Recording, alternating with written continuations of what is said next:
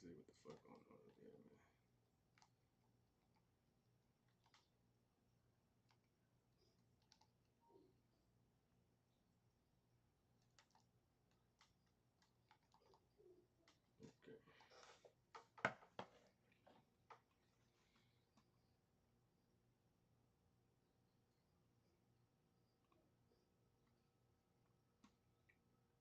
Okay.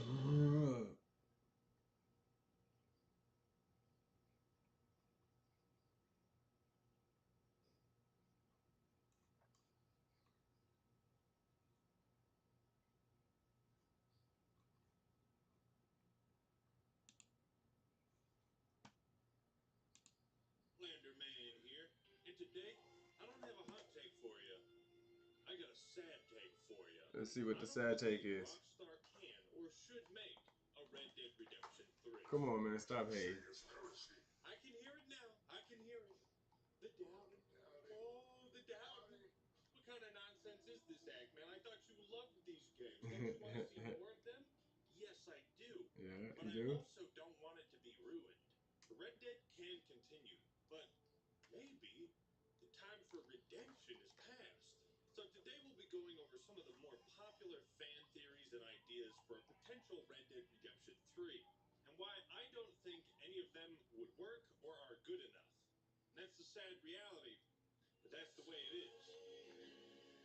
It's easy to want more of a good thing. There's nothing wrong with that, and I'm not calling you a rat if you disagree with me. But you should definitely let me know in the comments what you think of these fan theories, and if you agree or disagree with me. I'm very interested to hear what people have to say. Now, I have a few other RDR2 videos in the works. I'm still working on the main review, and I also have a deep dive into Dutch as a character coming out as well. But as I've been working on these videos and re-experiencing the story, I've been trying to find a good idea, a good concept for RDR3. And Yeah, I you just kind of can't. right though. Yeah, you right. You right. You right. It ain't. And I'm going to give you the reasons why. Huh. Also, spoilers for these two gems, just be aware. First, let's figure out what is absolutely essential to have in a Red Dead Redemption 3, so we can cull all the ideas that are simply out of the question. Well, like most of Rockstar's games, we need a protagonist who can function in the role of an anti-hero, because we need to have the freedom to be a merciless outlaw, kill people, rob banks, and eat babies. Also, we have to stick with the cowboy western setting.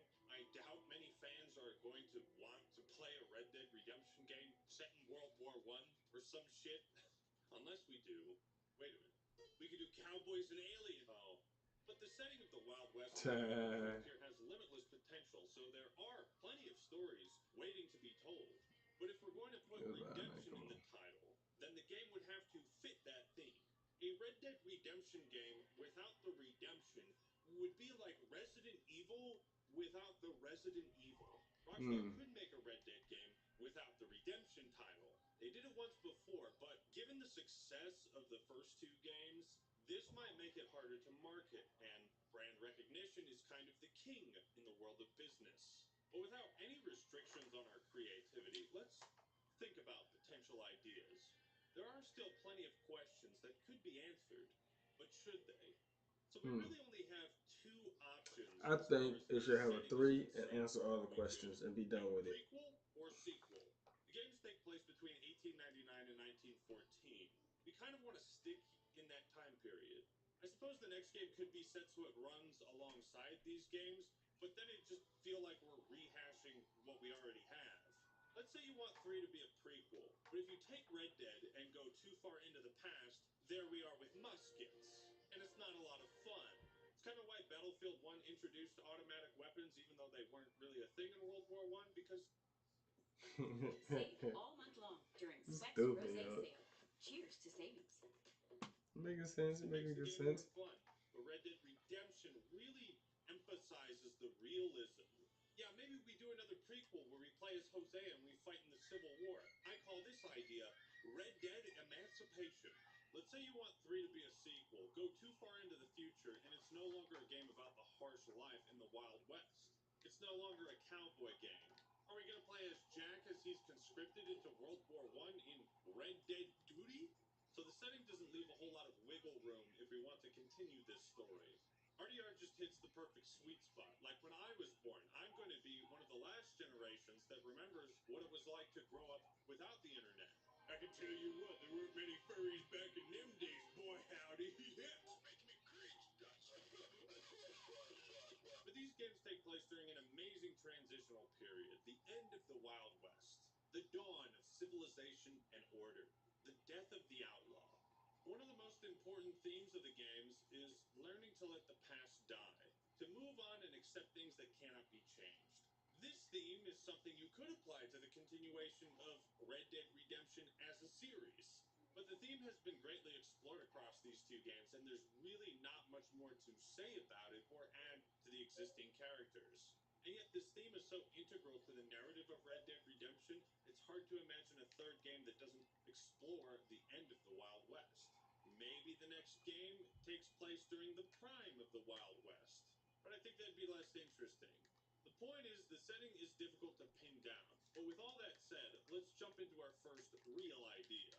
Red Dead 3 should be a sequel that stars Jack Marston as the protagonist. You really want to play as a fucking bookworm nerd? No, I'm just kidding. Of the 8 surviving members of the Vanderlyn gang, Jack is the most obvious choice of protagonist. Unless, of course, they were to retcon Uncle's death so that he just, like, faked it, or maybe we could go for, like, a my heart wasn't actually in my chest thing. Then we could play as Uncle. Write that down, write that down! No, it'd have to be Jack. Everyone else is dead, or their story is finished, or their story should be kept vague. But how would you continue Jack's story? And that was the day Jack Marston, stopped being a fucking dork and decided to follow in my father's footsteps to become an outlaw. I want to be a gunslinger when I grow up. Over my dead body. In this dying Wild West. No, get that shit out of here. Playing as Jack, I feel, would spit in the face of what these games are about. How would you actually give Jack a redemption arc without ruining the ending of the first game? You can't. In RDR2, Arthur Morgan finds redemption through selfless acts and sacrifice. The life of an outlaw has literally poisoned him, and he uses his last months alive to try and become a good man and to do the right thing. He gives the people around him a chance to escape a horrible fate and live a normal life. In RDR1, John Marston redeems himself by stepping up as a father, protecting his family, and leaving his past as an outlaw. In fact, he works with sheriffs, governments, revolutionaries, law enforcement, all sorts of authorities to stabilize and bring order to an area the Vanderlyn gang had devastated. After John's death, Abigail dies 3 years later. With nothing left to lose, Jack goes to get revenge on the man responsible, Edgar Ross. When the deed is done, Jack looks at his pistol, like he's thinking about throwing it into the river. But then he holsters it, because Jack is going to use that pistol in the future. That's the message. We don't need to see Jack Marston follow in the footsteps of his dad, Dutch, or Arthur. Why? Because of the implication. The implication that he does follow in their footsteps and will meet the same fate is way more powerful. It's shown to us without words. We understand without being told the cycle will continue. Revenge is a fool's game, and the only way to save yourself is to let the past die and to move forward. So, what redemption is there for Jack? What does he have to redeem? The sins of his father or the Vanderlyn gang? Everybody already paid for that with their lives. Now remember that you typically have some agency over the events, right? As John, you don't have to kill any of your former gang members. But when you play as Jack, you have to kill Edgar Ross. You don't have a choice because Jack doesn't have a choice. Jack has nothing to redeem. He's the ultimate victim of the Red Dead Redemption story. Despite their best efforts, neither Arthur or John could save him from the cycle of revenge and violence that led to their demise. I feel like Marvel has ruined people's brains when it comes to good narrative storytelling and analyzing it. It's like people forget that stories are supposed to end. They're supposed to be a page one and a final page. But we've been led to believe that if a series keeps making money, then the story keeps going. Until it's eventually ruined, of course. Now, some people might say, but Act-Man in GTA 5, you can find a book called Red Dead that says Jay Marston as the author. Jack doesn't become an outlaw. He just killed Ross, was never captured, grew old, and became a writer. I sorry, but that ending fucking sucks. That's what Jack wanted to be, not what he became. Also, these are two separate universes, right? We don't need an RCU. I think this book is just a nice reference and Easter egg. And it's for these reasons I think having Red Dead Redemption 3 be a sequel that stars Jack Marston is a terrible idea. True. Jack embracing the life of an outlaw instead of that of a writer is poetically tragic. It's perfect. And the only thing that can ruin perfection is adding imperfection. So let's leave Jack's story where it is. Our time has passed. Time has passed. You've earned this. Oh yeah, I need to give my dude a new. You don't just give an extra hand. You give your whole. Idea number 2, RDR3 should be a prequel that shows the formation of the Vanderlyn gang, ending with the Blackwater Massacre. You might disagree with me when I say this, but when I'm done saying it, you will agree with me. The Blackwater Massacre should never be shown. Absolutely not. You don't want to do that either. You think you do, but you don't. Let me ask you a philosophical question. Why do we have puzzles? What is it about the human condition that made us want to create puzzles for other people to solve? Because human beings inherently seek answers. We are curious about the unknown. It's part of our DNA.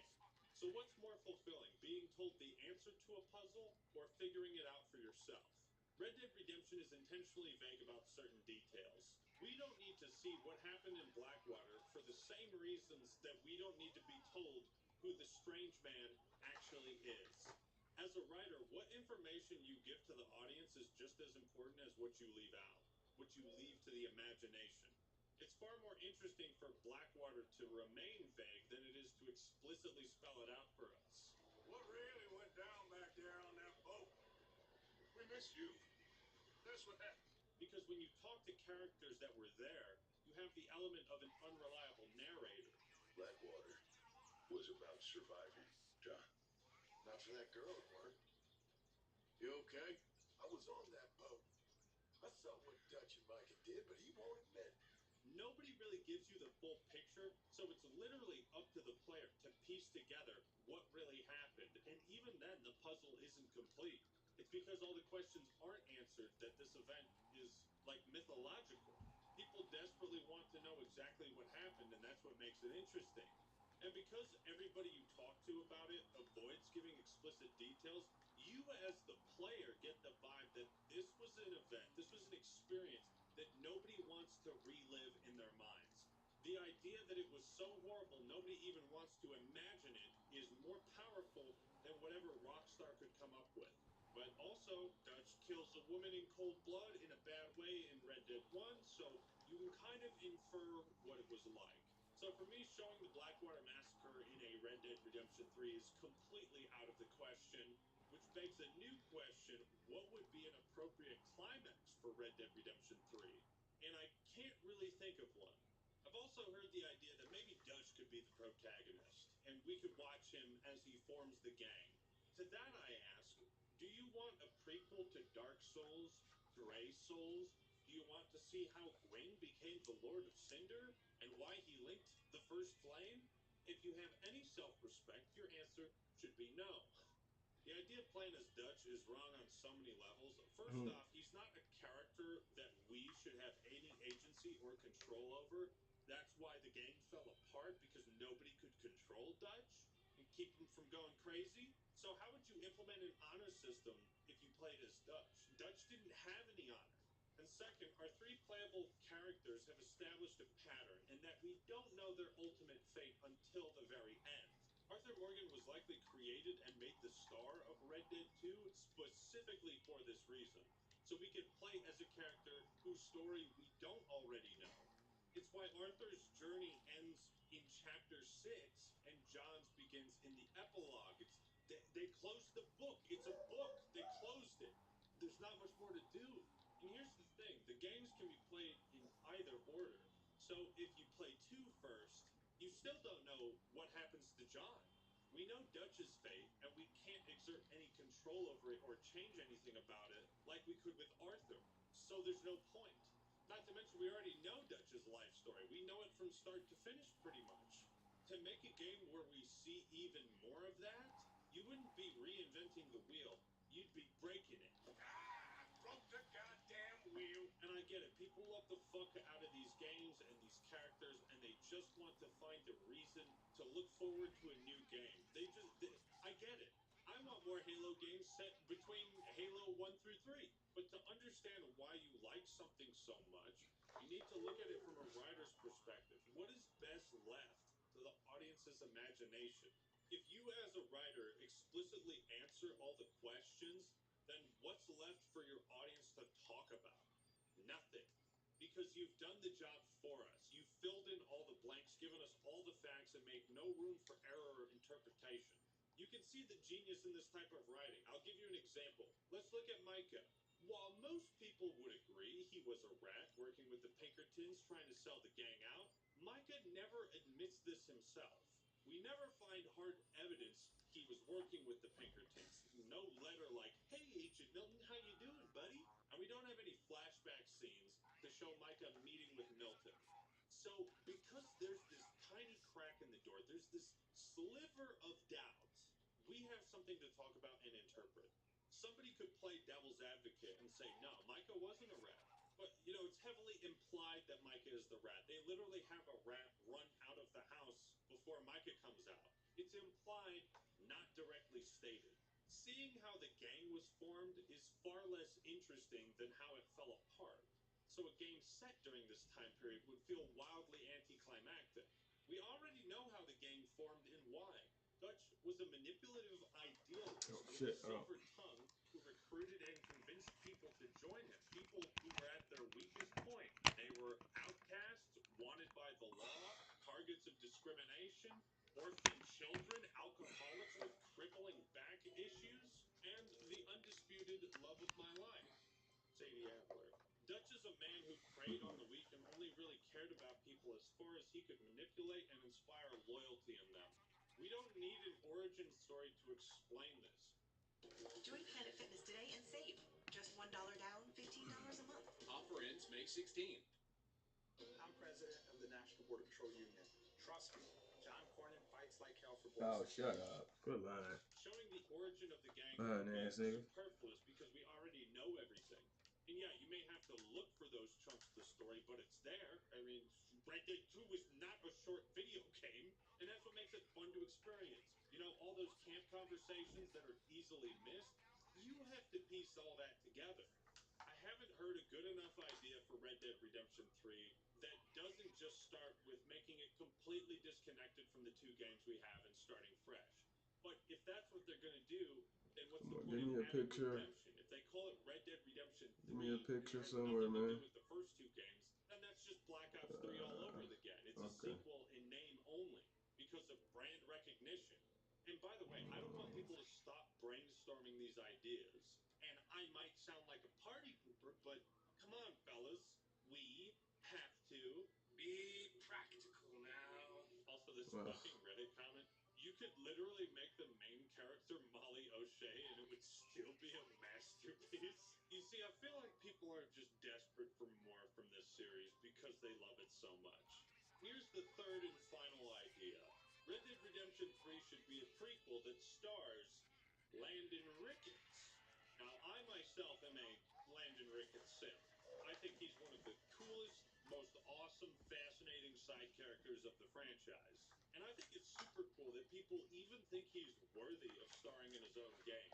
In Red Dead 1, Landon Ricketts is a famous, revered, elderly gunslinger, living out his final years in Mexico by the time we meet him as John. And he teaches us a new trick with Deadeye, gives us some life advice. But we could shoot the Landon Ricketts idea in the foot real quick. For starters, the voice actor passed away a while ago. And unlike the other essential characters, Uncle, Javier, and Abigail, Rockstar didn't recast Landon in Red Dead Redemption 2. They kept him as a cameo. Kill more than Landon Ricketts without even pulling the trigger. So he's not integral to the plot at all, even though apparently he was involved, or at least there, during the Blackwater Massacre. So Rockstar could have included him as a character. They could have recast him, but maybe out of respect and or practicality, they decided not to. I think it's clear Rockstar has no intention of bringing Landon Ricketts back, but we can still entertain the idea for a moment. And by entertain, I mean dunk on. You see, Landon didn't have a redemption arc. again, we fall back on the we already know how his story ends thing. But he was able to reform himself and fit into the landscape of the dying Wild West. Albeit he's very confused how he managed to do so. But it's partially because he wasn't an outlaw, he was a gunslinger and a bounty hunter. So we already had his redemption arc off screen. We know where he ends up, and we can leave it at that.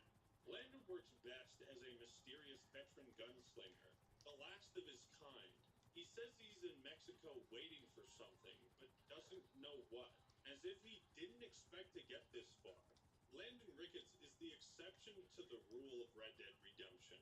You don't get to live a bad life and have good things happen to you. Landon has killed a lot of people. The only reason he's still alive is because he was the best gunslinger. If he wasn't, he'd be dead. The only reason he's in Mexico hanging out in the first game is because he doesn't know what else to do. And when John comes around, it's almost like Landon sees a part of his former self in this man and wants to try and set him on the right path. Landon wants to give John the wisdom that he wished he got. Now, it's possible that a Red Dead 3 starring Landon Ricketts would avoid rehashing the plot of the first two games, and we could see the glory days of the Wild West. But I also think he works better as a legendary side character. He's not important enough to be a protagonist. Well, Axeman, you've shot down all these ideas. You best have one that's good enough yourself, do you? Yes. Yes, I do. And it won't ever be made either. Undead Nightmare 2, I rest my case. Undead Nightmare 2. But on the real, I think starting fresh is the right call. The series is Red Dead, not just Red Dead Redemption. I haven't put too much thought into my own ideas, but you want to start from the title and then work from there. So a title like Red Dead Revolution, Red Dead Revenge, Red Dead Repeater. You want something that fits that same theme that can also spark some creative ideas, you know? At the end of the day, the story of Red Dead Redemption is complete. It's finished. I mean, there are so many hours of dialogue and cutscenes, conversations. There's so much lore to unravel. I haven't even fucking read all of Arthur's journal yet. And there's journal entries for Arthur and John. Many of the side quests can be completed as both characters. Arthur has multiple different endings and cutscenes if it's low honor or high honor. The story is complete. All of the backstory is there. And it's for all these reasons that I think Red Dead Redemption 3 doesn't make any sense. I think it's time for a new perspective. You know, Arthur told us, Time comes. You gotta run and don't look back. and if we just keep looking back, you know what the next game's gonna be? Red Dead Regression. If the franchise is gonna continue, it can't stay shackled to these characters and to the past. All you. Do not look back. Well, what do you think? You like any of the ideas or theories for Red Dead Redemption 3? What's your own personal concept or idea for it? And make it good before you post your comment. Let me know all your thoughts and opinions in the comments below. I'm really looking forward to reading what you guys have to say. I have been overanalyzing Red Dead Redemption 2's story. I've been preparing some kick-ass videos, so excited to share them with you. And don't forget to like...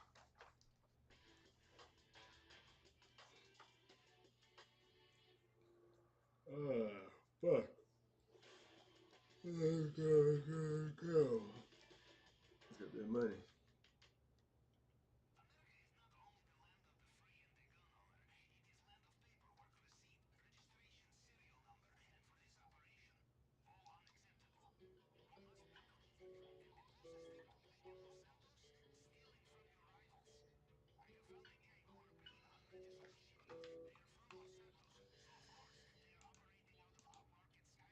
I want y'all to pay attention to what he's about to say. And I gotta give a shout out to Young Kane, the Don, for this clip right here. Please pay attention. And I'm gonna come back and let y'all know how I feel about what he's about to say. Check this out. You know what they told him? Minister, when we come with a conscious song, they strike it down. And the Jews who be sitting in the room because they are the A&R directors, they decide what goes to the radio. Listen at what they said. Don't your people call themselves bitches and hoes? Don't you think that's what they want to hear? Don't you think they want to hear pimping? So you want to feed swine to our people when they was listening to hip hop. They was listening to conscious rap. Ghetto boys. See, gangster rap started out against them. Well, they flipped it. And they made us start rapping against each other. And it went downhill from there, brother. Because now hip hop is the Pied Piper for leading our children to Satan's world. See? So now a little girl, 7 years old, is shaking her butt in front of men just getting out of prison. See? A little boy want to be a gangster instead of a doctor. See? I mean, the music is a death style. It's not a lifestyle. And now the rappers are getting caught up. And they're rapping about murdering and killing and catching a case, RICO Act. Catching the case. Yes, sir. But they only go after the ones when they let them get a certain amount of money. They take it back by hitting them with a case, brother. Because around the artists now are informants. They're putting informants all up around the artists and got them continuing the beef. Because the beef is what's making money. And this is why people like Kendrick Lamar is putting a dent in their game. See? Because the hip-hop industry was taken over by those Jews who own prisons.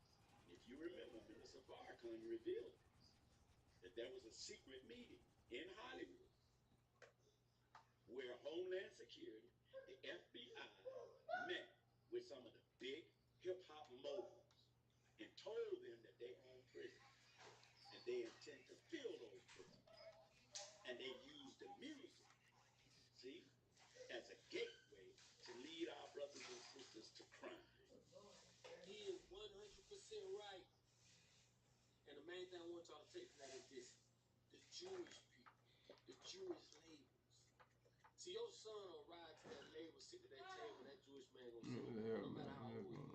Long as he hear enough bitches and hoes and killers and niggas, I'ma kill you, I'ma switch this, I got 100 guns. Long as they hear enough of that shit in your son, they gonna sign. And this is the thing, just like you say, man, you're being introduced to Satan's world. And once they get out there in Satan's world, everything they rap about is right out there in the world. They got switches, they got guns, they got bitches, they got hoes, they got money, they got strip club, they got all that shit.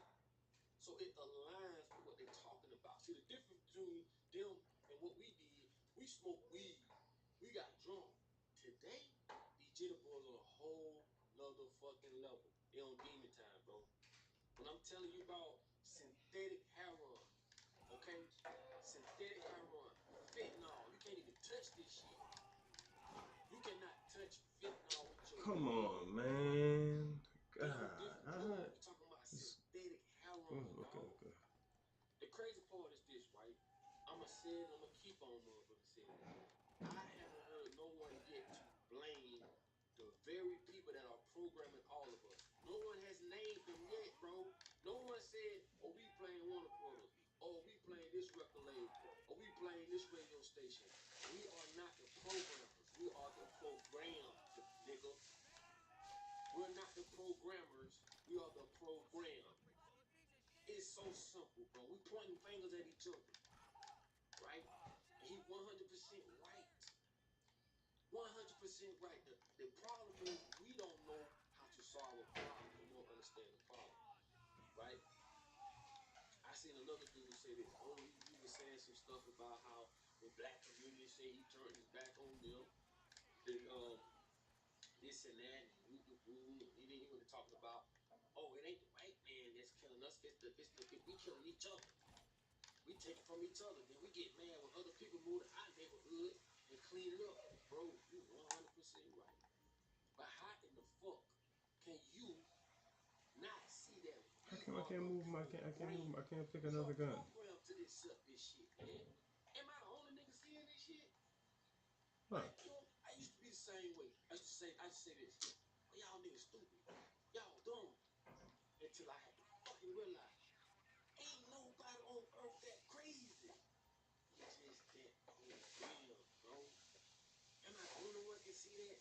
Not one person said, well, how can we not get ourselves out of our own situation? We smart, we invent shit. We have done lots of, what's the problem? The problem is we are programmed to do what we are doing. Don't nobody want to see a woman with a flat ass. Why?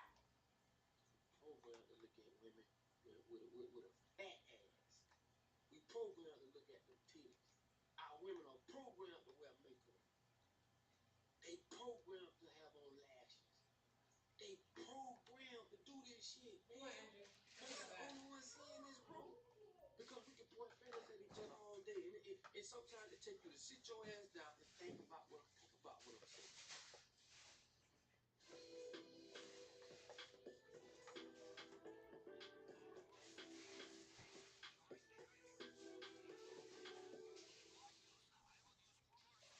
Think about it. Say, damn, why? Why do we do what we do? You know why? Because every day we are bombarded with the heavy promotion and marketing. Man, you That bitch ass nigga, you. Ooh. This whole ass nigga at, man. that will go against that.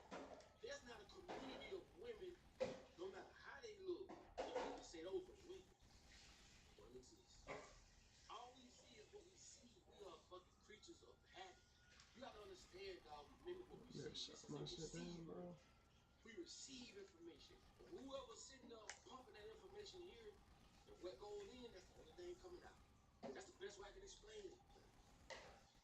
You don't see 100 men dressed in suits, looking nice physically, no homo, looking nice physically, upright, head up, chest out, speaking properly, know how to be mannerable.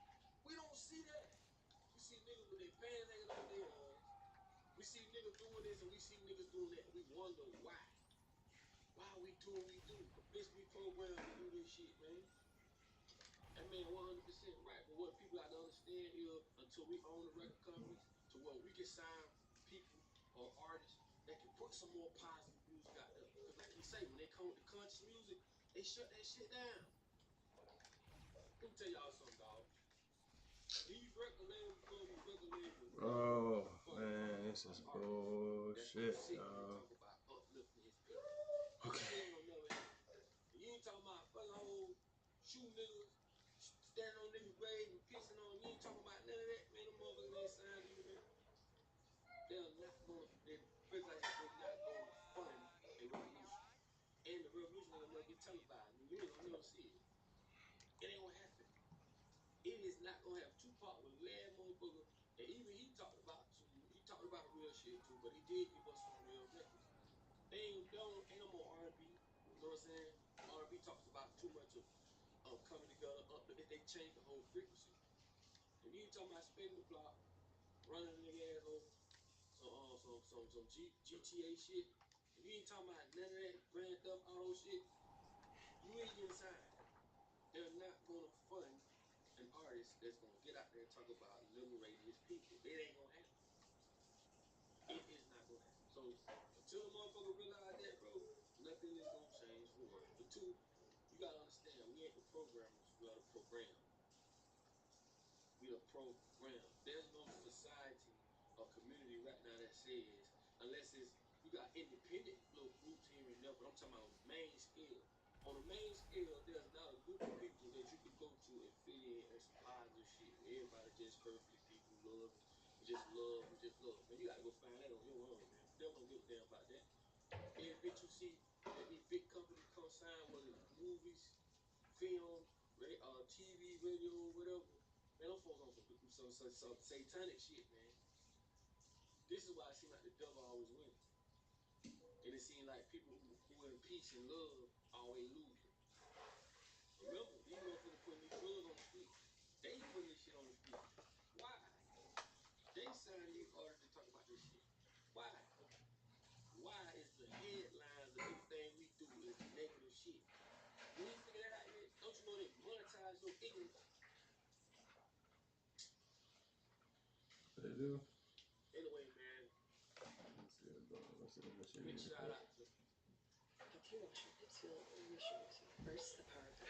Adding a cup of vinegar to the wash can supplement both and eliminate odor. Second, the right water temperature. Never use hot water on delicate fabrics and break risk shrinking and fading. Last, you should never use detergents like this. These are packed with toxic chemicals like phthalates, parabens, and octobers. Why do you sound like that? Stop talking like that, man. Shut up. Hey, you guys, what's up? How y'all doing? Listen, if you guys haven't heard, I'm covering Sean Diddy Combs trial live. I was in court. Go watch the live. I gave my first impressions about all the mess that's going on. But we gotta talk about the twins. Okay, there are rumors going around that the twins left the court during Diddy's trial. That's kind of true and kind of not true. They were in there for when the Flex worker testified.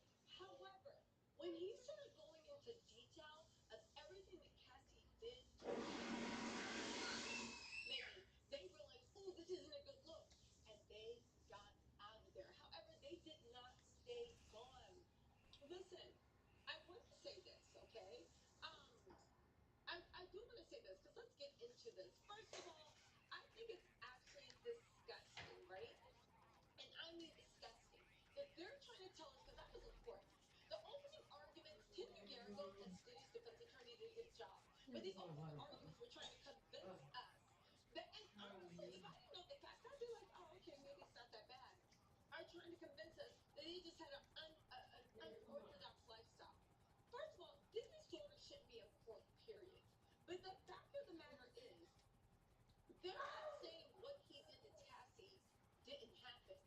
They're saying it's not illegal. And if you truly had 3 girls, and the way you treated Cassie was so horrible that their delicate little ears can't even be in court, but you're trying to say this was a lifestyle? But you know who was in court? Your boys. And do you know who we need to be worried about? The fact that you were having boys around us, to the fact that they can listen, but your delicate daughters have to leave. Y'all, listen, let's get into this. Anyway, I'm going to read the article from People Magazine, but keep in mind that I was there, so I'm going to add my own little flavor to what was going on. I'm going to be live all day tomorrow, please, and I believe Cassie is testifying tomorrow, so it's going to be a really, really big day. They said Sean Diddy Combs' 3 daughters left the courtroom during the sex workers' graphic testimony. Then he, oddly enough, also started talking about the way Cassie was scared when he was home seeing Diddy lay hands on them. They said the daughter left the courtroom in the middle of the sex charge trial when a male sex worker gave testimony involving graphic and lurid details of the music mogul's alleged activities. Again, why do you even have your daughters there? Diddy has a witness list. He knows the days the sex workers are going to be testifying.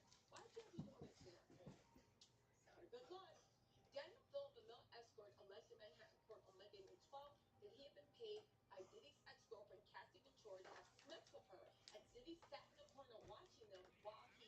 He also testified that he witnessed Diddy becoming violent toward Cassie. Now, here's the thing. If y'all watch my live, y'all already know. Let me go and because I was there. He actually said that Diddy said that Cassie is not the first husband. He said that he's been with him for many years. They said, well, how did you know it was Diddy? He said, I recognized his voice. And they're like, well, how come, well, basically, I'm paraphrasing, how come you didn't recognize his face? And they said, because he had a bandana. What is this bandana? Like that? It's a bandana tied around his face, his eyes. He had a baseball cap. Okay, who walked away? Anybody with a bandana and a baseball cap in the corner, wanting to watch his and you have a representative basketball player watching his ex-court, you're going to explain to me that it's not good ever play. What are you talking about, right? And then he said that Cassie didn't answer the door. He said that she had eyes on her. I can know. I know. If you want all the details, go ahead and watch my live. He said that he was in court. And Cassie literally showed up with opened the door because they were like, oh, the guys are home. She was just like, the guys are out. Nobody knew this was Cassie. She was wearing a stripper robe. She was wearing dresses. She was wearing panties. And she was like, you know what I think?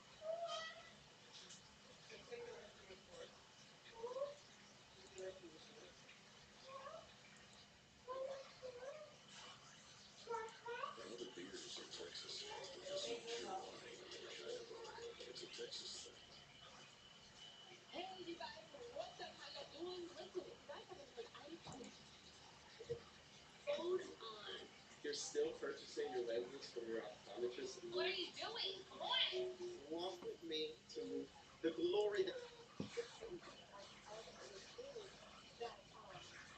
when that happened, he told Cassie go get a test. Cassie got a refund. Guy said, they went to glasses and all the time. The guy was sitting there at the store. Literally just almost on the street. And Cassie piping him like a little trivia. And they were like, what are you doing? Move that. I said, what are you doing? What's this? My mom said she was going to go get a lunch or something. I said, okay. He came back after we got done with dipping and diving, slipping and sliding, dropping all the rides and climbing all the slides with Cassie. My Diddy sat in the corner with that bandana and the hat and the bathrobe. Doing what he do. I know. You guys, listen, don't follow my live. I'm giving out details on your past, right? Anyway, so but here's the thing. They were in there for, I believe, the first one, if I'm not mistaken. However, it was only when they started to talk about Diddy getting violent to Cassie. They were just like, oh, well, why were they even there? I blame Diddy. I blame Diddy. You knew who was going to be on trial.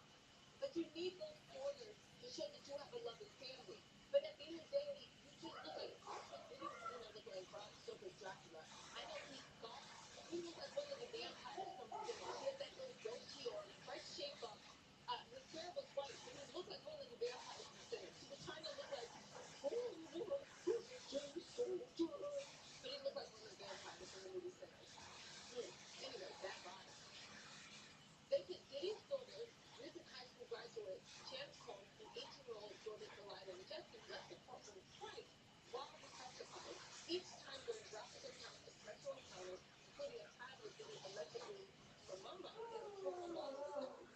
Again, they were not gone the whole time. They just got up, then they came back in, then they got up. Justin Delilah had on all black with a center part and buns. And Chase looked like she dyed her hair auburn and had on all white. The whole family was black and white color coordinated.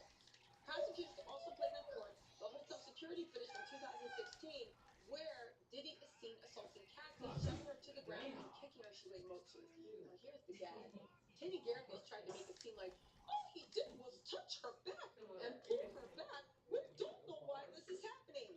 But the prosecutors, I actually really love this. The prosecutor sat there and was like, lay right here so I get yours. run it back? No. Can you run it back one more time? One more time? They kept asking them to rewind. So literally while we were sitting there, we saw Diddy going in on doing that vile stuff with Cassie. By the way, Cassie's husband was in the back the whole time, looking like, I know, like, the amount of self-control Alex has to have, because he looked so, as he should have, he looked so hot and he looked so bothered. And the fact that Diddy's whole defense team is just trying to make it into this is just what lovers do, they are insane. I will say Brian's doing well, but even then the facts, Maureen called me that prosecutor. She's eating on that one. Anyway, they were,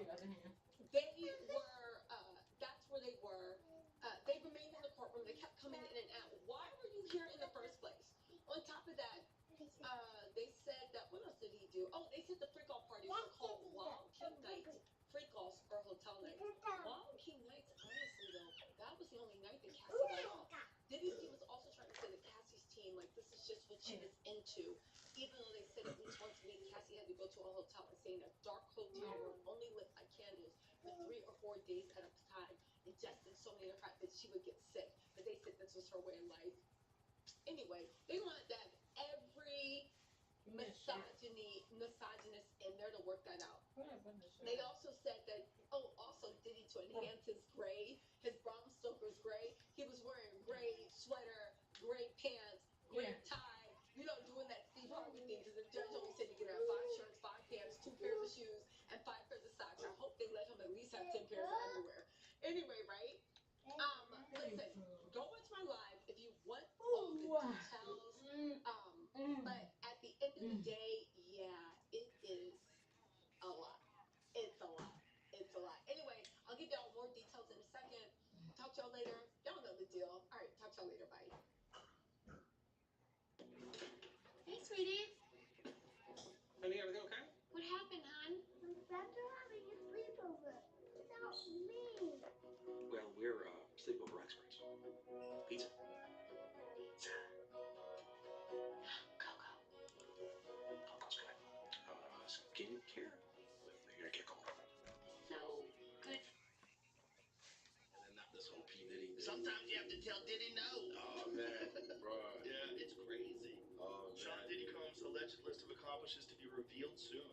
will shock you, attorney says, whoa. I think he's gonna sing A.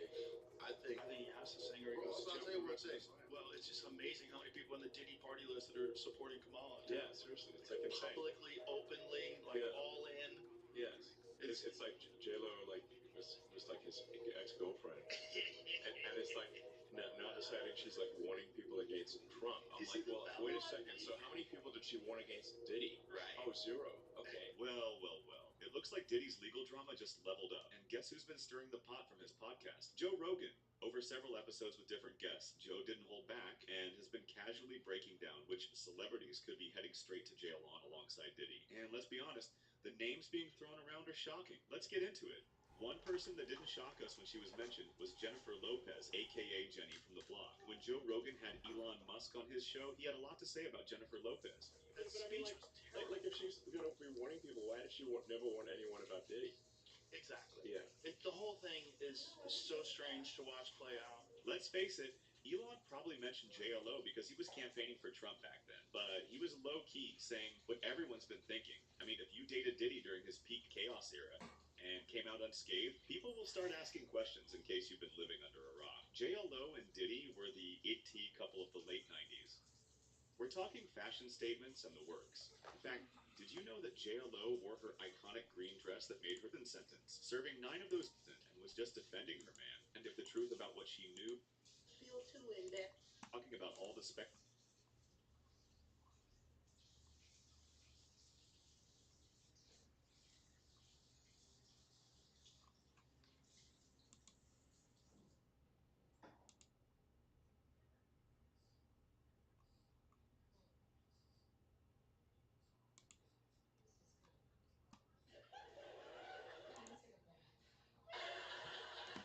Don't call me a racist if I start run, stupid. Get home, feel guilty, but be alive. If I'm in Kentucky and I see 5 bald white dudes walking towards me, I'm running. I ain't gonna wonder if they got cancer. I'm not gonna go, oh jeez, I don't care if they coughing and limping. I'm not, dude, why you gonna run? We're coming from chemotherapy class. That's okay. I'm not going over there. I'm not falling for the old cancer, hang a nigga trick. Oh! I've never had a worse breakup. They're all the same thing. Women try to force themselves on me, and I get very frightened. Forcing me to call, forcing me to listen when they call, forcing me to watch the dumb they want to watch on television, forcing me to take them out, forcing me to wear what they think I look cute in, forcing me to play Xbox.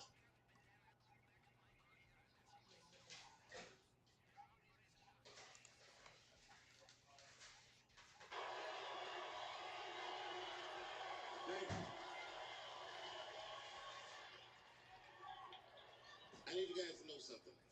To tell you the truth, and don't get freaked out, this is going to be my last special for a minute. It's all good. It's all good. Listen to me. I did it in Detroit for that reason. That's right. You wanna know why? Because I talked so much shit about Detroit in the first special, I figured I might as well do the last special here. Sorry about that, by the way. First of all, before I even start, I want to say that I'm rich and famous.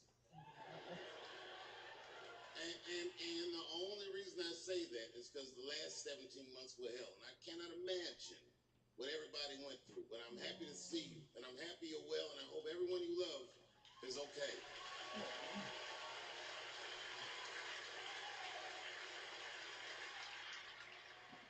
I don't want you to worry about me. I'm vaccinated. I got the Johnson & Johnson vaccine.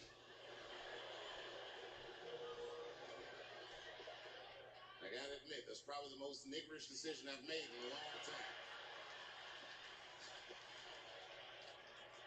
I walk in the doctor like, give me the third best option. I'll have what the homeless people are having.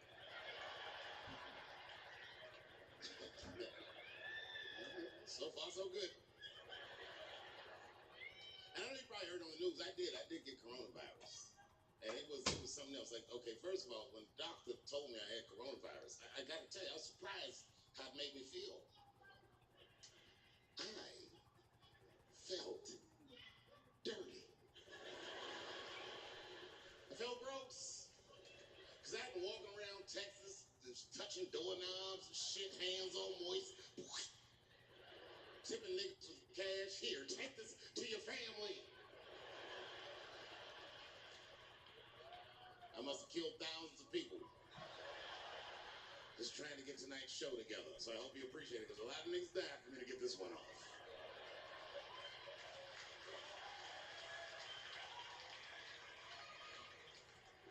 I ain't felt that dirty in a long time. Last time I can remember feeling dirty like that, man, I must have been a little boy. I was being molested by a preacher. I don't feel bad for me. I liked it. I used to get a kick out of coming in that fella's face.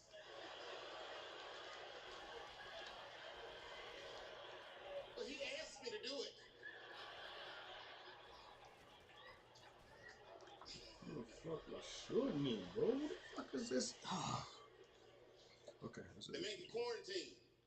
I had to quarantine for 10 days at least. He gonna stay in the room. I didn't go nowhere. And it started making me nuts, because I would just sit in the room and watch videos all day. Now, you know what I was watching? And I hate to say this, but there was a lot of videos, sadly, of black people beating up Asians for no reason. Well, these attacks were unprovoked. I couldn't believe it. And I was sitting in the room watching this shit. It was stressing me out. I was stressed already, because the whole time when you get coronavirus, at least the first 5 days, you wait, see how sick you're going to get. And it turns out, and this is true, I didn't get sick at all. Not a cough, not a booger, not a fever, nothing. Look at me. Booger. I am the Magic Johnson of coronavirus.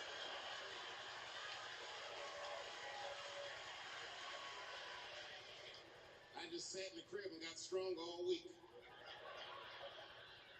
But I was stressed because I kept watching these videos of my beloved black people beating up my beloved Asian people and being so cruel.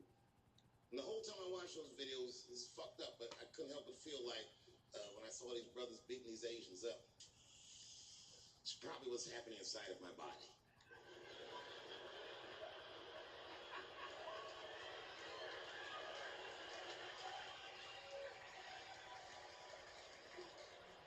I didn't get sick.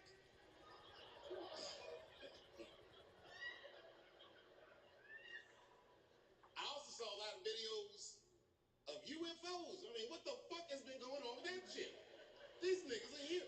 These UFOs keep coming to Earth, and it made me think of an idea for a movie. Sounds dumb, but hear me out. In my movie idea, we find out that these aliens are originally from Earth. That they're from an ancient civilization that achieved interstellar travel and left the Earth thousands of years ago. Some other planet they go to, and things go terrible for them in the other planet. So they come back to Earth, decide that they want to claim the Earth for their very own. It's a pretty good plot line, huh? I call it Space Jews. Space Jews. Space Jews. All right. It's going to get worse than that. Hang in there. It's going to get way worse than that. Then I thought of an idea for a children's book. I actually wrote it. It's coming out soon. The book is designed to help parents teach their children about racism, which, if you're a parent, you know is an impossible concept to teach to a child. But I'm doing it. The book is about a big, strong, beautiful black man with a benign, regular-ass white name. And he has a white speaking voice. So whenever this motherfucker calls to get a reservation at a restaurant, oh, he gets the reservation. That name, that voice, who could resist him? Now, I should tell you, this black man is literally an actual giant. And he's a strong dude. And when he shows up to them restaurants, they see that big, giant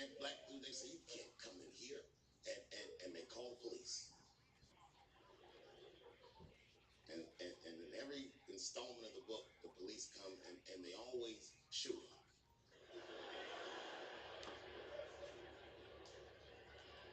But remember, remember, this guy is a giant. These bullets don't kill him. They don't even hurt him. They just break his heart. It's called Clifford the Big Black Nigger. Anyone?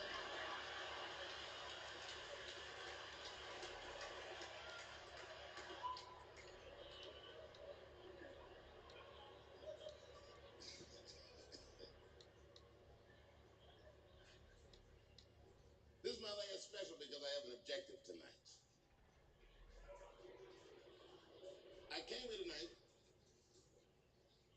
because this body of work that I've done on Netflix, I'm going to complete. All the questions you might have had about all these jokes I've said in the last few years, I hope to answer tonight. I'd like to start by addressing the LGBTQ community directly.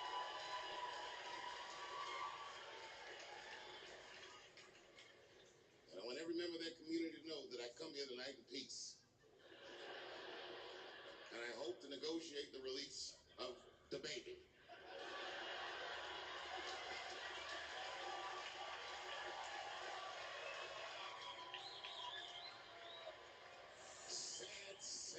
Sad story. The baby was the #1 streaming artist until about a couple weeks ago.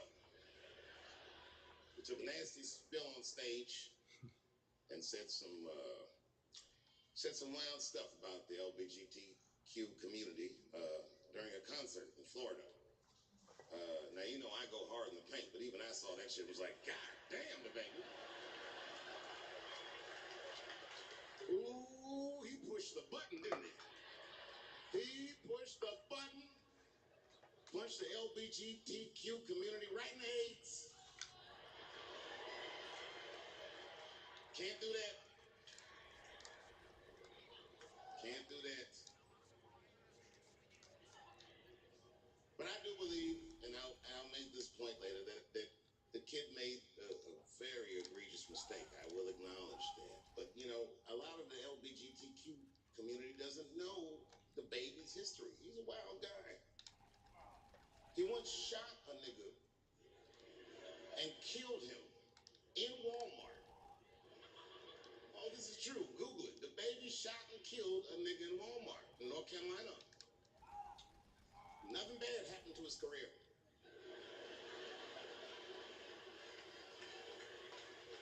Do you see where I'm going with this? In our country, you can shoot and kill a nigga, but you better not hurt a gay person's feelings.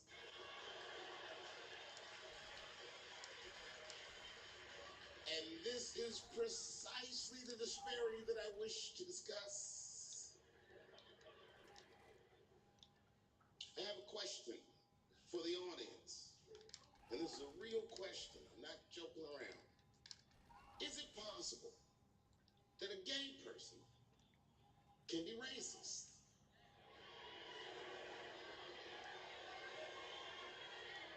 Do you really think so? Of course it's possible. Look at Mike Pence.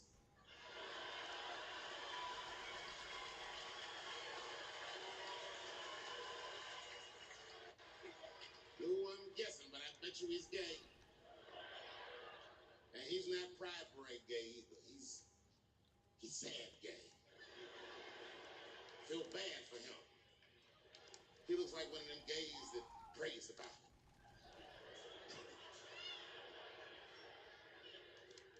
Jesus, please take these dirty feelings out of my heart. Please, Jesus, make these buttholes ugly to me. And I'm gonna keep on tasting these dicks.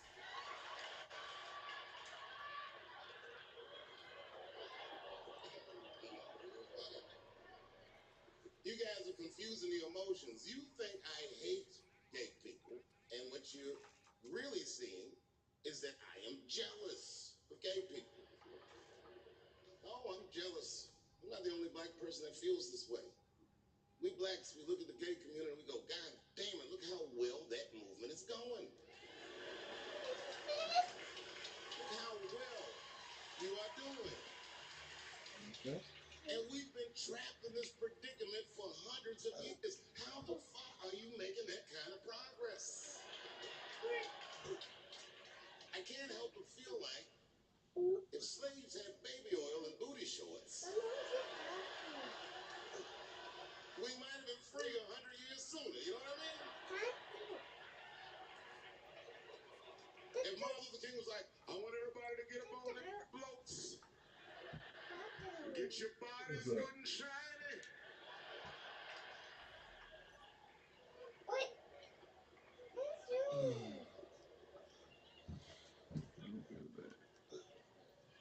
I don't hate gay people at all. I respect the shit out of you. Well, not all of you. I'm not that fond of these newer gays. Too sensitive. Too brittle. Those aren't the gays I grew up with. I miss them old school gays, nigga. Them Stonewall niggas. Them the ones that I respect. They didn't take shit from anybody. They fought for their freedom. I respect that shit. I'm not even gay. And I want to be like a Stonewall nigga. Them old school gangster gays. Them glory hole niggas. Them the ones I like.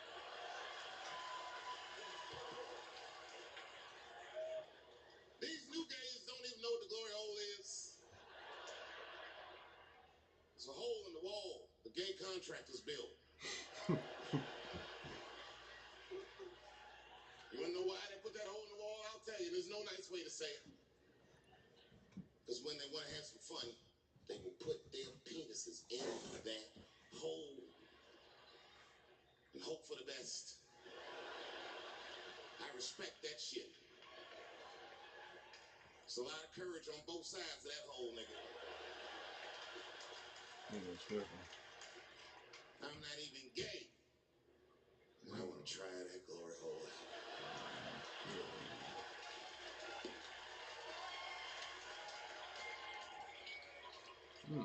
What's a different What Martin Luther King had to integrate the glory hole.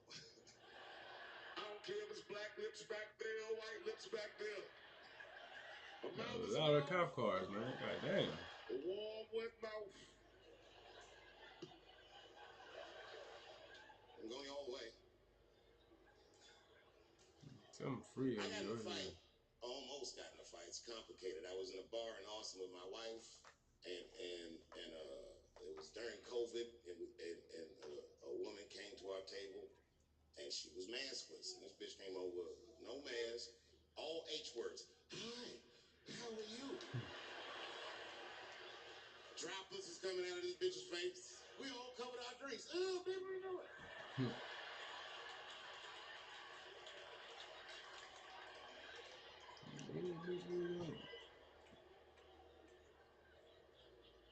Now I looked over at the table that she came from, and I peeped game.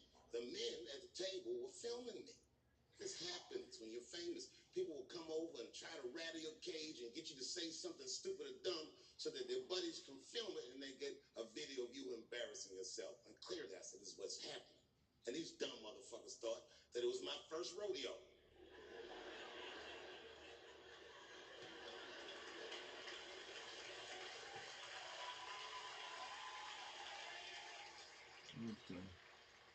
Sadly, it worked. I ran right over there. I pointed right in the camera. I said, "You's a bitch ass nigga for doing this to me."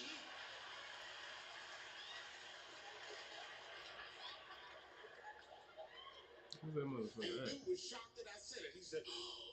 And when he did like this, I seen all his fingernails was painted, and I realized, like, uh-oh.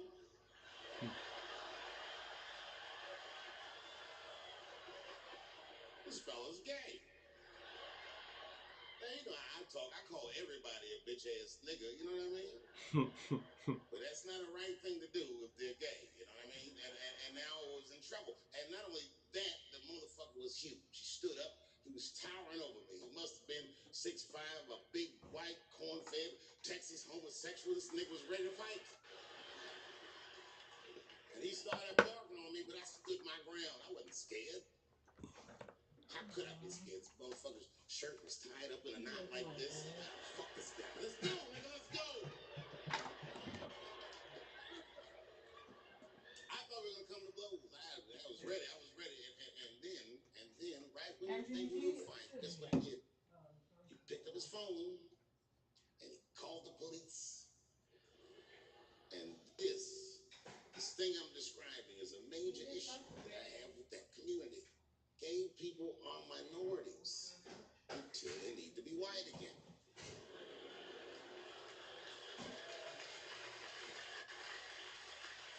I'm being very brutally honest so we can solve this problem. I'm telling you right now, a black gay person would have never done that to me. Because a black gay person knows when the police shows up, they're not going to care who called them. They don't show up like, which one of you niggers is Clifford? We're all Clifford.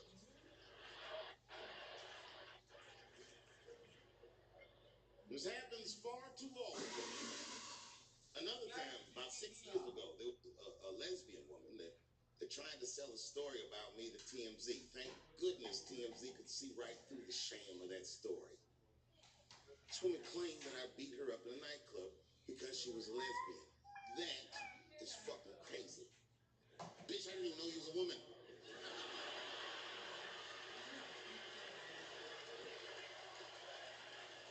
Thank God TMZ didn't believe that. Because I did beat the shit out of her, I'm not gonna lie. It was her fault, I had no choice. I came to the club minding my own business, and a woman came up to me. She goes, "Oh my God, Dave Chappelle." And I was just being reciprocally nice. "Hey, miss, how are you?" Blah, blah, blah. But not talk. Nothing to it. And all of a sudden, this lesbian fellow stepped between us. "Hey, nigga, that's my girl." I said, yo, my man, back up like that. She said, "I ain't backing up off shit, nigga. That's my girl." I said, "Bro, you're gonna have to give me 3 feet like this." She said, "Stop calling me a man, motherfucker. I'm a woman." I said, "What?"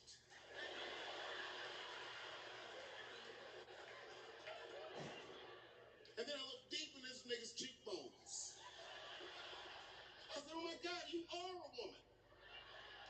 It was just too much for me to even wrap my mind around. But I tell you what, I unballed my fist immediately, and I softened my posture so that she would know she's in no danger. I even changed the tone of my voice. I said softly, sweetly, like a pimp might say.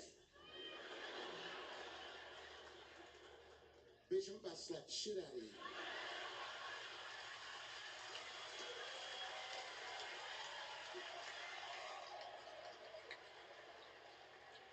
I should have done it. Oh, I wish I didn't say that. She dropped that foot back. Boop. She was in a perfect southpaw stance. Her shoulders were angled correctly. Her head movement was good. I said, "Oh no! This bitch boxes for real." She threw a wild hook at me, and I saw it coming from yesterday, so I slipped it like this. I had no choice. I had to go to work. I let that jab go. You should have seen me go, nigga. I tenderized them titties like chicken cutlets.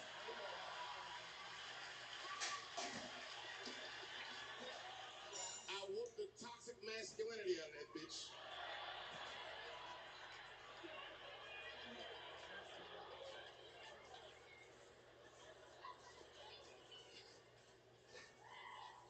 That's why I don't go out no more. Just trying to chill. Just trying to live a peaceful life. That's why I live in Ohio. You know, I live in a little town in Ohio. It must be like 3,700 people. Small hippie town. Culturally, it might feel like Ann Arbor to you. You know what I mean? Just a bunch of hippies and shit like that. And niggas always ask me, like, "Dave, why you live in that hippie town?" And I'd be embarrassed to tell them the truth. But you know why I live there? Because Yellow Springs, Ohio has the most beautiful women in the world. And a lot of people might disagree with me, but you gotta see them for yourself. They're gorgeous. But it all depends on what you're into, you know what I mean? I like white bitches with dirty feet.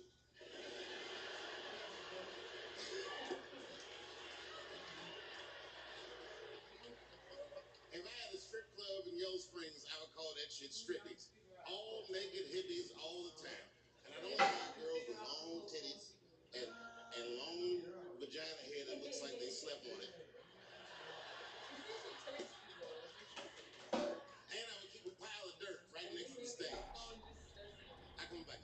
Put your feet in that dirt and get up there and get those people what they came to see. Chalk up, bitch.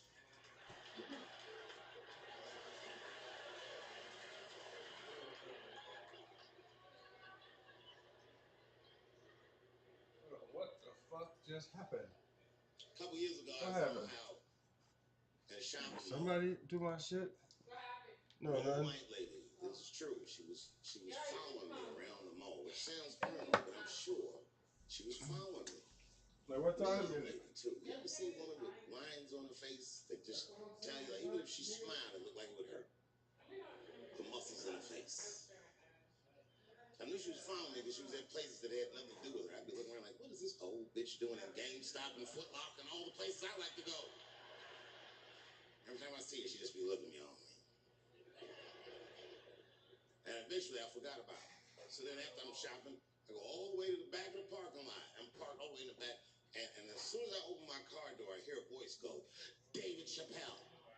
Just like that. I didn't even have to look. I knew it was her. And I looked back and sure enough, there she was, that face.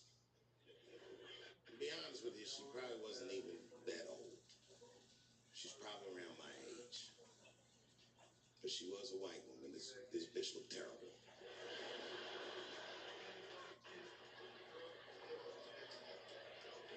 Going all the way.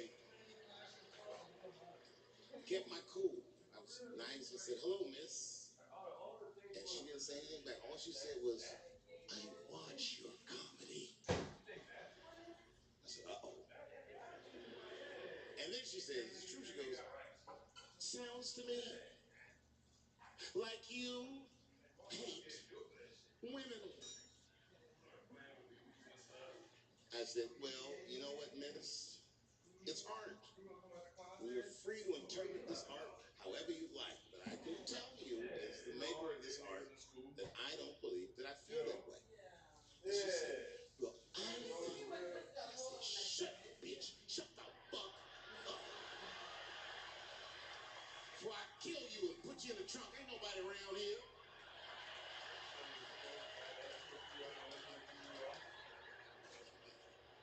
I'm just kidding. I didn't say that.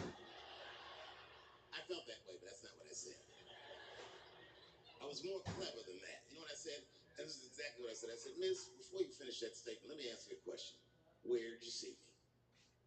Did you buy a ticket to a concert I did? I doubt that. Or maybe you watched one of my specials on Netflix. I'm disappointed as fuck. Or did I follow you to your car and do my act? She said, what? I said, keep it in the comment section, bitch. This is real life. Ta-ta.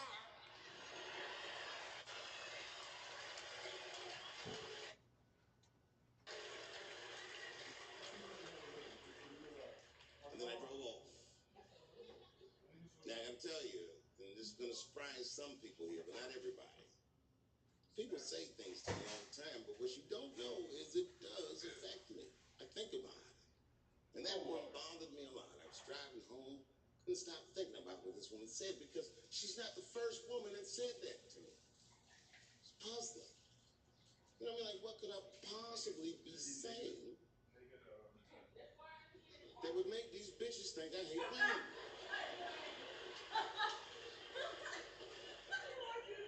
Couldn't figure it out. So you know what I did? I Googled the dictionary definition of a feminist just to make sure I was talking about the right thing. And do you know, sir, what the dictionary definition of a feminist is? I didn't either. Listen to this. Webster defines a feminist as a human being, not a woman, a human being that believes in equal rights for women. Shocked that meant. Because by that definition, I would consider myself a feminist. And I didn't even know that at the time.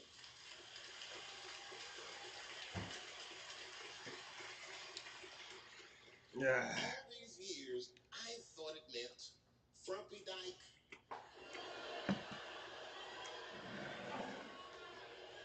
Well, that's who's always calling me some chicken overalls. Men are trying to rape us. Ah, not you, bitch. Me, please.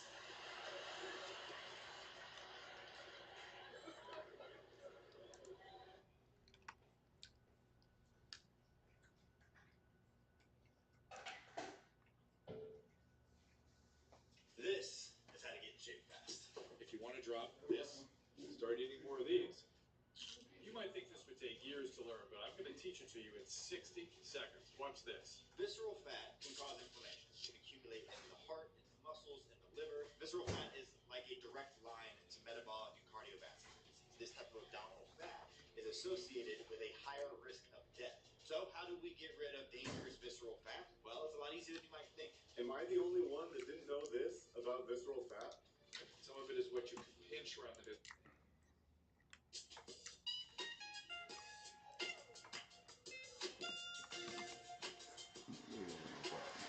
World Peruvian bitch's name. Supposed to be yours, so something goofy.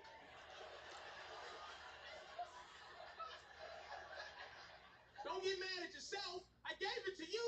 You saw how fast you said Natalie Holloway. Diana Ross right here said that. She knew her name. Natalie Holloway. Natalie Holloway.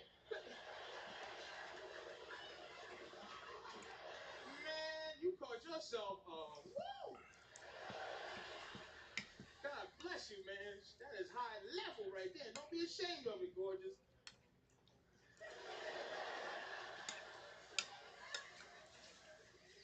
She mad as hell. Fuck that white bitch. Wait, you know, come on. Ain't nobody looking for you.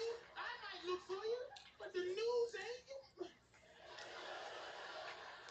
You think Fox is reporting you missing? Let's be honest. Nancy Grace, she leads stories on Nancy Grace for the next 6 months. I'm looking at that. She's mad as hell. Black women don't like that shit, but it is what it is. Be like that. Let's be honest. That little girl that went missing, she was sailing. Little girl went sailing. I forgot damn it, but she went sailing and went missing in the Indian Ocean. Okay, and they spent, good lord, her mast broke and she was floating around, and she gave out her little signal, her beacon. They looked for her. They spent $500,000, like tax money, to search for her. Now, if that's my daughter, I want that to happen too, but.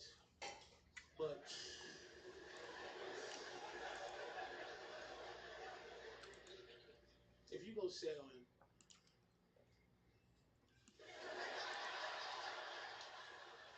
let's be honest, how long you think that they gonna spend five? Come on. Remember football players in Miami went missing? They went sailing. They looked for them for 8 minutes. Maybe. They just sent somebody at the edge of the beach.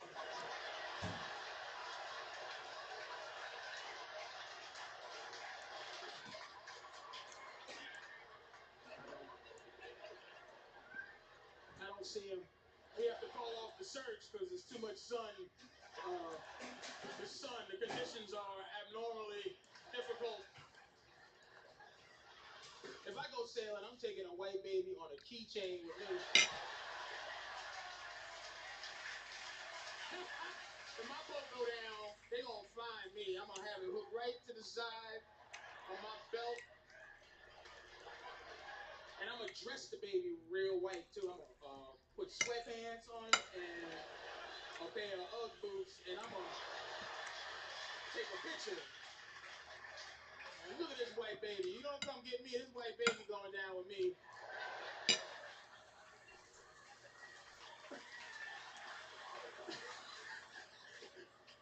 I hate how much fun black people can have racially, man. It's just, I can say anything I goddamn want racially.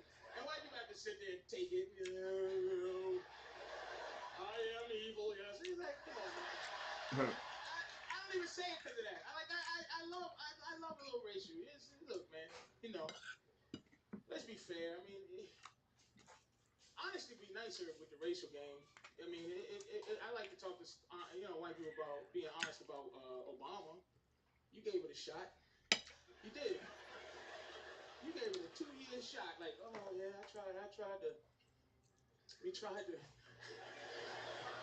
But it's just, it fell apart. It really did. And I'm gonna tell you something you don't know about black folks.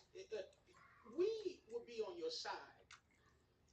In talking to white people, we would be on your side a lot more if you would, just not ever talk about how you feel about anything racial. We'll catch up to you. Now, serious, because black people on the edge of going, what the fuck is Obama doing? But it's too many white people outwardly hating him, so we can't. We go, you shut up. I'll be against them. Like, stop. I'm having rallies and all kinds of stuff. I'm telling you, I'm this close to. I'm mad at him because I thought I would have a white slave, but I thought it was Vengeance Day.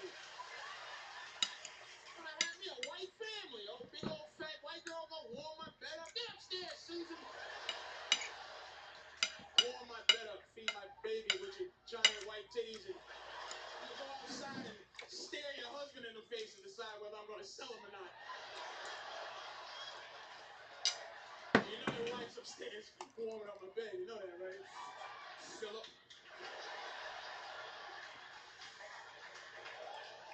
That's uncomfortable, ain't it? That's uncomfortable. That's uncomfortable. I apologize. That's uncomfortable.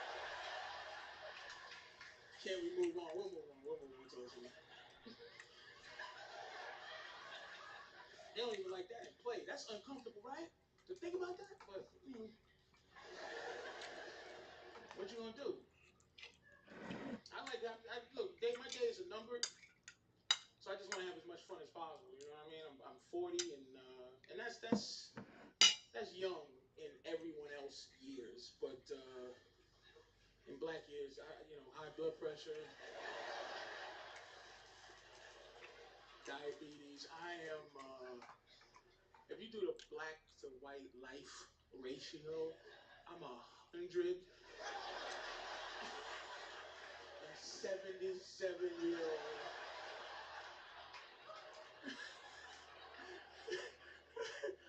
I'm old as a mother. I'm old. And I want to live, but here's why I messed up. I messed up my young years, and I realized something.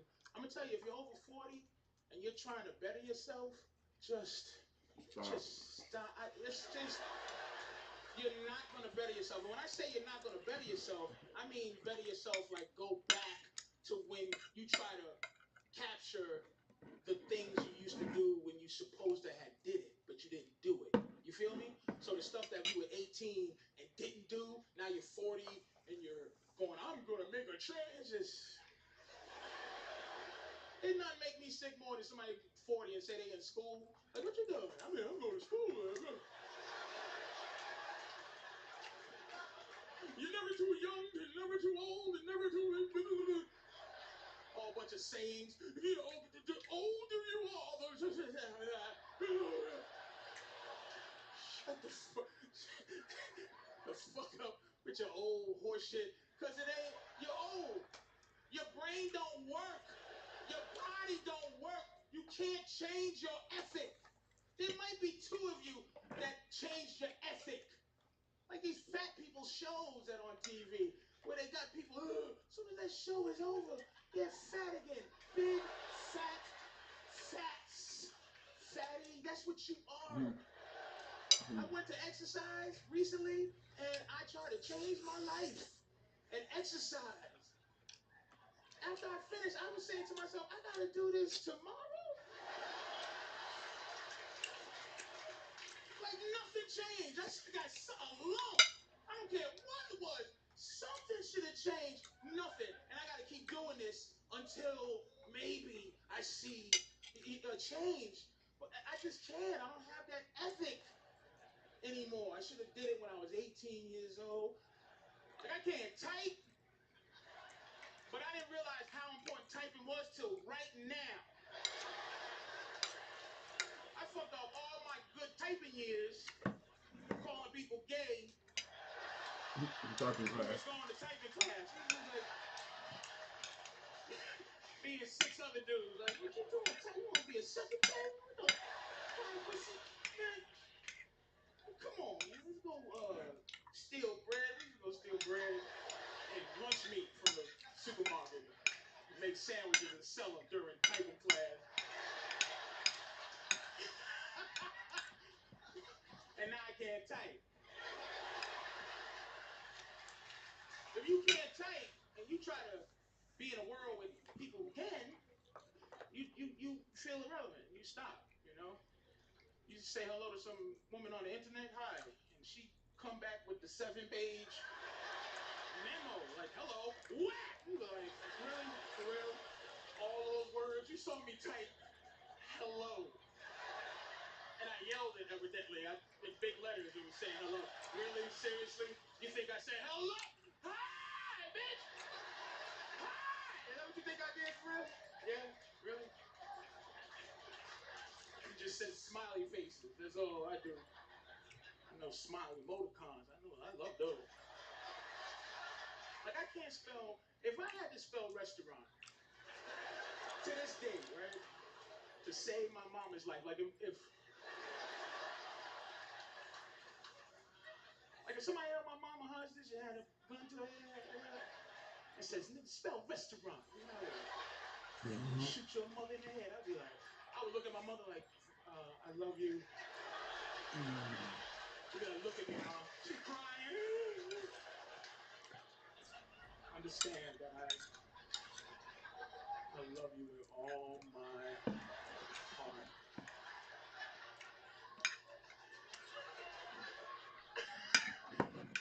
Stop stalling, nigga! Okay, all right.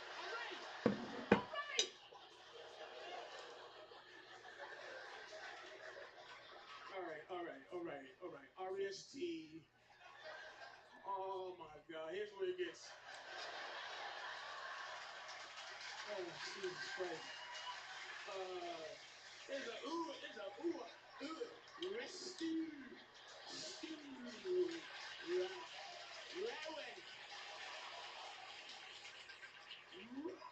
Ruant is the. It's an A or a U or U. Alright, give me another word, man. Give me another word. One more word. Just give my mother a chance to live. Tomorrow? Damn. Probably God. Banana, alright, banana. B-A-N. B-A-N-N. A-N-N. Is it like 7 N's in banana? B-A-N-N.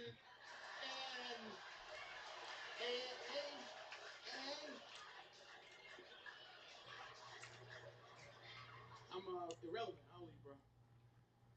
35. 5 years. How you feeling? You feeling all right? You feel like these young guys are, you a football fan? All your whole life? You notice how football's whack now? Things are changing. It seems like, look, this may be old thinking, okay? Now, when I came up, you a football fan? No? That's like, he's not. Like, what dude? Like, that shocked me. Like, dudes are a football fan. Oh, just buy it. Like,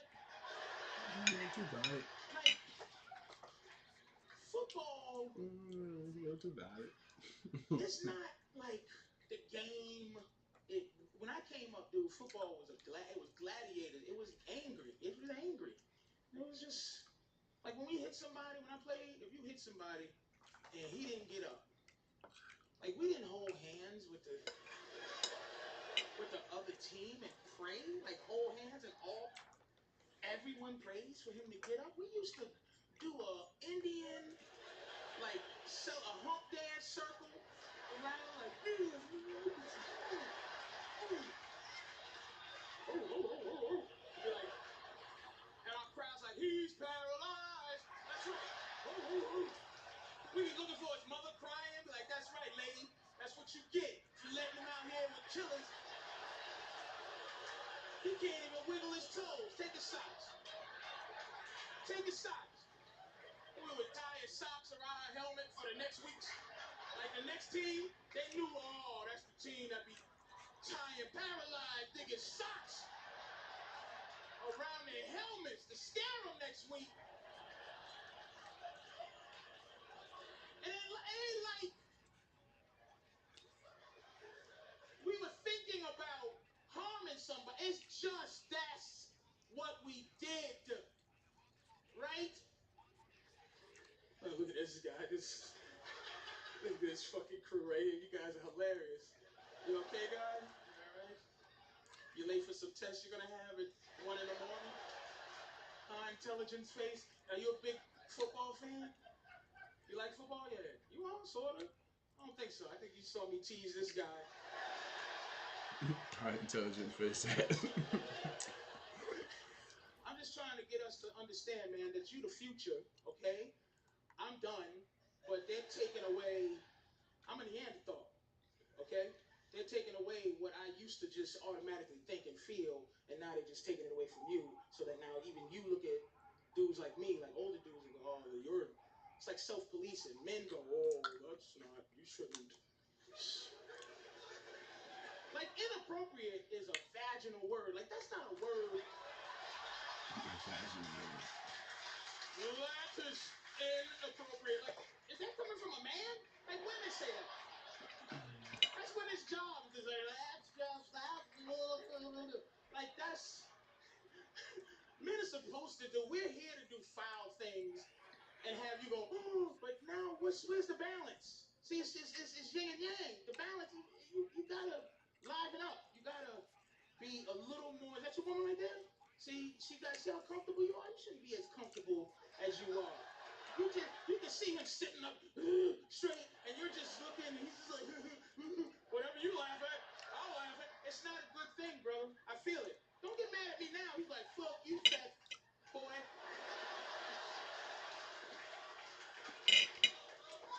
Can't type or read, huh, fat man? I'm just saying, man. I'm not a type, but I do know. I'm telling you, this is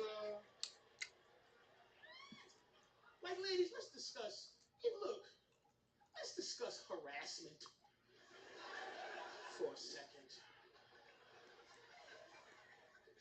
Let's just, you feeling a little bit like, let's just discuss it. Why can't I harass you?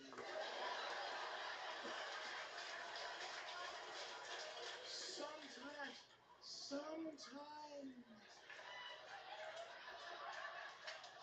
I can never harass you, never.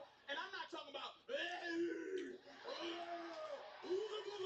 like, I'm talking just.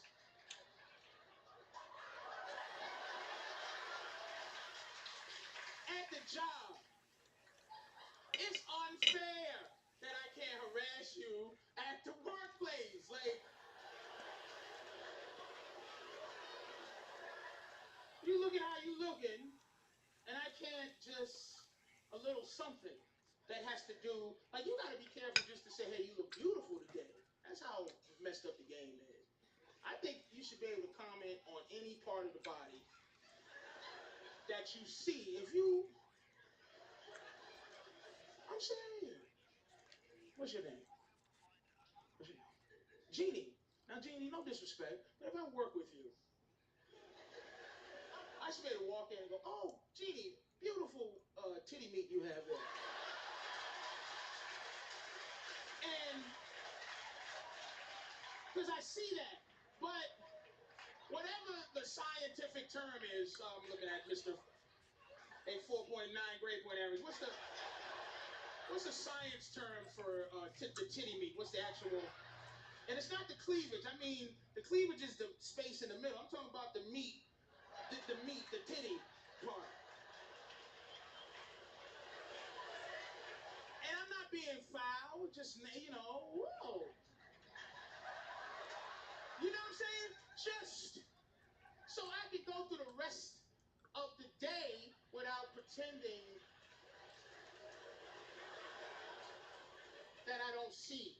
Which, you understand what I'm saying? I mean, let's work out a deal. Don't get me fired.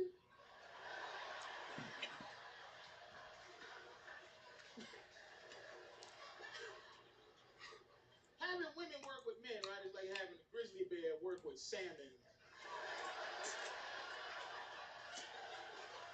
Dipped in honey, like, so, now you dip the salmon in the honey, right, grizzly bears, and the salmon get to walk through comfortable with honey and fish and good morning, grizzly bears.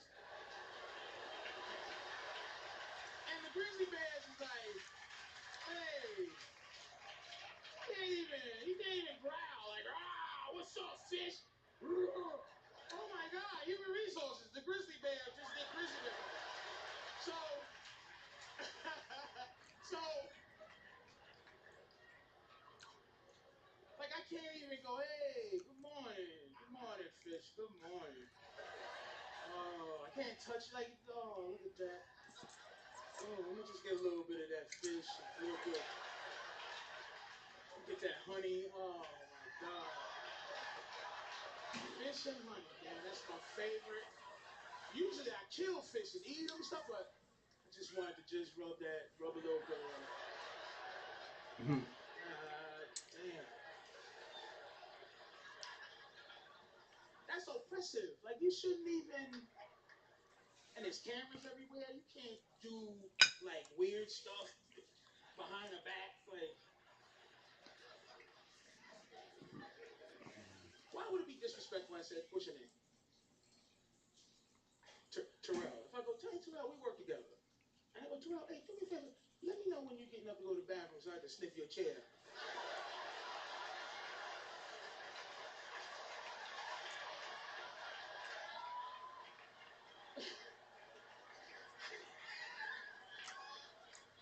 That's disrespectful because it's sexual, but that keeps me from being.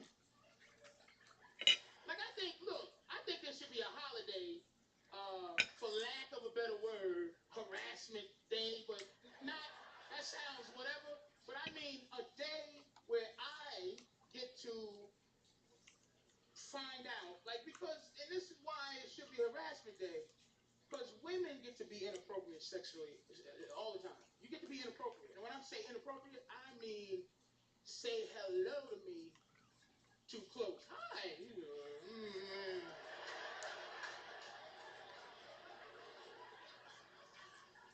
Or some weird massage because you think we're friends and you starting little kisses. He's just like, oh, boy, oh boy. And you think in your head, man, I wonder if I,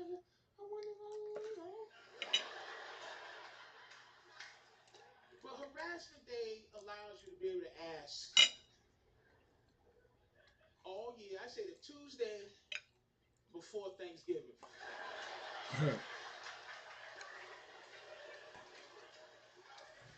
And it's a beautiful day. Flowers and everything. You buy flowers. You just real cool. You walk up. You're respectful. You say, hey, how are you? You know, good afternoon, Terrell. Happy harassment day.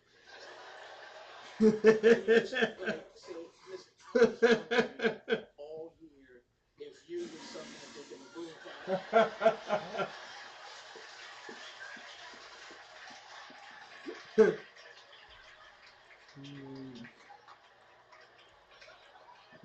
And you just be like, no, thank you, I'm not. And you be like, thank you, keep the flowers. I just thought I made a mistake. I thought you was a hoe all year. I was confused. I thought you was a hoe, but you're not. Even animals, man. Animals smell it on us. They do.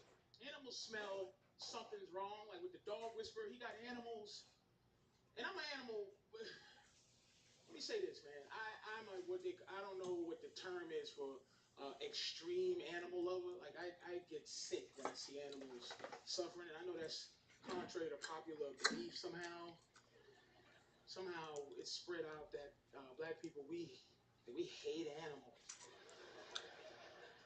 Like we can't stand dogs and cats, and I don't get it. That's the news doing that, because they only show dudes that hate dogs. Like when the Vic stuff was happening. What do you think of Michael Vick and the dog? They just show every dude they show is like, man, dogs, man, fuck dogs. I'll drown a dog in a bucket right now. Give me a dog. Where's a dog at? I'll kill it. I hate dogs. I hate dogs. And then they'll show a white woman like tongue kissing a dog in the mouth. Just to prove white people love dogs. And then they go back to him and he's mad. Like, look at this dirty white bitch tongue kissing. Devil bitch tongue kissing a jackal in the mouth. Devil licking jackal. And this is like sad. It's like some weird war. They always want black black people and white people be at war, man, for some reason. How can you hate it? People who hate animals, like I'm not gonna go, I hate you, but it'll be hard. It takes away a piece of how close we might be. If you go, I hate animals. Like somebody look at a baby seal and go, oh, I can't wait to hit this motherfucker in the face.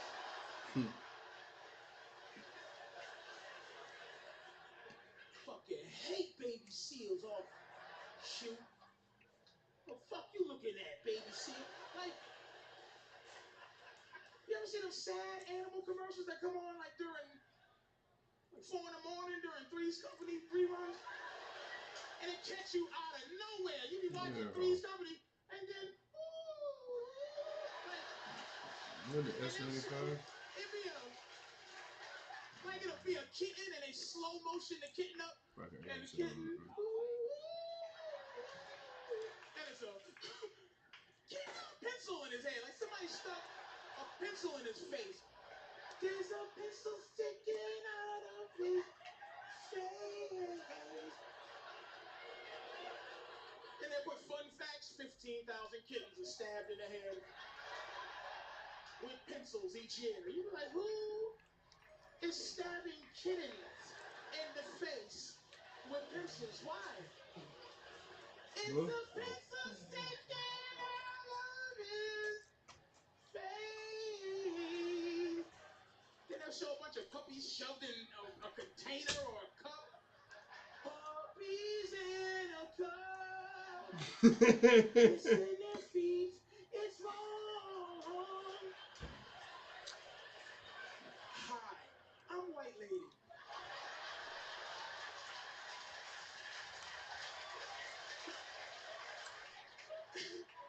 I'm here to say niggas probably did it. Hi, I'm White Lady. Fuck you, bitch, jackal kissing hoe. Fuck you, bitch, jackal kissing hoe.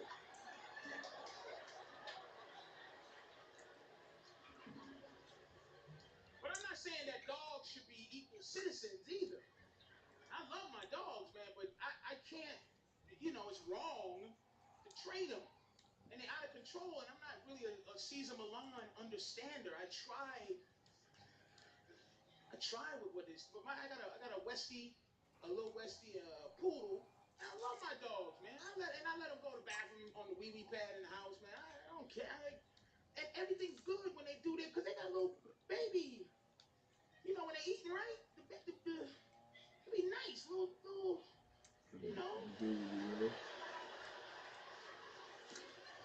They don't have to scratch. They just do their thing. And when they do their thing, everything's beautiful. Like a good boy, good girl, wow. And everybody's happy, but sometimes they just decide they're going to try me and go, like they have a meeting and go, you know what? Let me see what happens if I piss on this good rug that he bought. Let's see. Why don't you come on? You want to piss on his rug? I'll play. Who's going to do it? You, come on. 1, 2, 3. I'll do it. I'll do it. And then the other one peeking around the corner like, okay. And just, it's usually the Westie because he got the cutest look. The Westie got the sad, like, what did I do face? So I'm like, what are you doing? Oh, come on, man. Why would you do that? He's just, I'm dumb. I don't know. I go, go ahead, boy. Come on, man. Everybody's happy. And then, like, because when I was younger, this is how you train dogs. It was easy. You just put them down when they first get in the house, and you just hide around the corner, And you just wait. You wait till it goes to the bathroom where they ain't supposed to. As soon as he crunch up and go to the bathroom, you gotta wait till the first. And then you just run, motherfucker! And you shove his face in shit. Got him. How's that feel? Shit, his face, your face shit. How's Missed it. that? Go for the 50K. Yeah, what? He's like, what? Choke him out. Fuck this nigga over here. Like, all right. Ugly ass nigga. Don't shit on my rubber, mother. And he'll never shit there again. Like, he may go there, but here, he'll go cigarette out first week. Woo, something happened to me. Bad there. Woo. In there. If you heroin in there, that spot, I'll kill you. That rub costs more than you, motherfucker.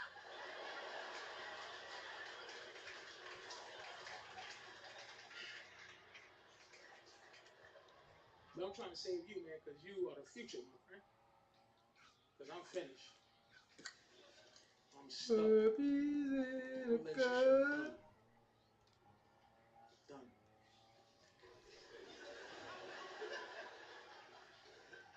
This is a man in love. This is the face of a man in love.